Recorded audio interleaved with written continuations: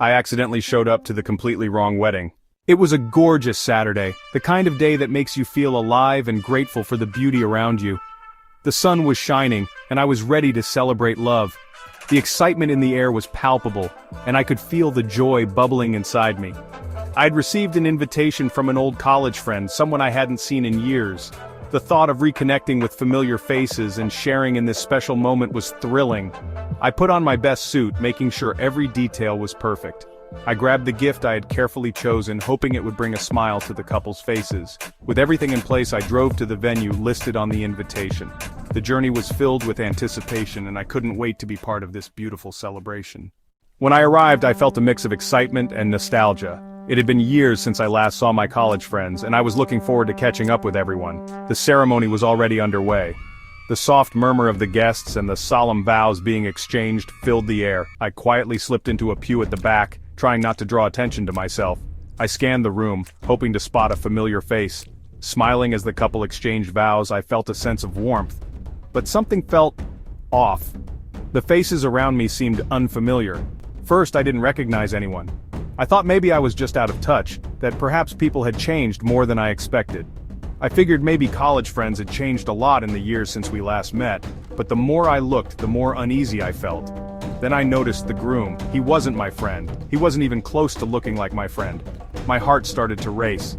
Panic set in. I began to question everything. How could I have made such a mistake? Was I at the wrong wedding? Am I at the wrong wedding? The realization hit me like a ton of bricks. I had to get out of there before anyone noticed my blunder. As discreetly as possible, I pulled out the invitation and checked.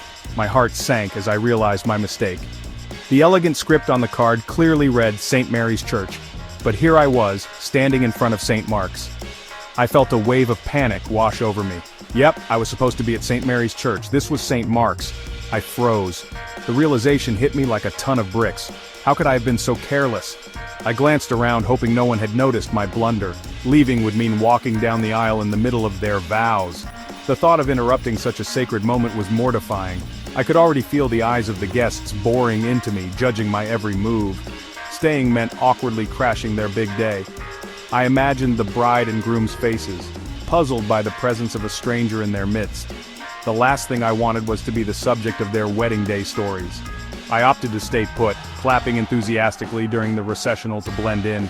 I figured if I acted like I belonged, maybe no one would question my presence. I joined in the applause, hoping my nervous energy would be mistaken for genuine excitement. Afterward, I slipped out quietly, hoping no one noticed. I kept my head down, avoiding eye contact with anyone who might recognize me as the uninvited guest. My heart pounded as I made my way to the exit. Lesson learned. Always double-check the venue.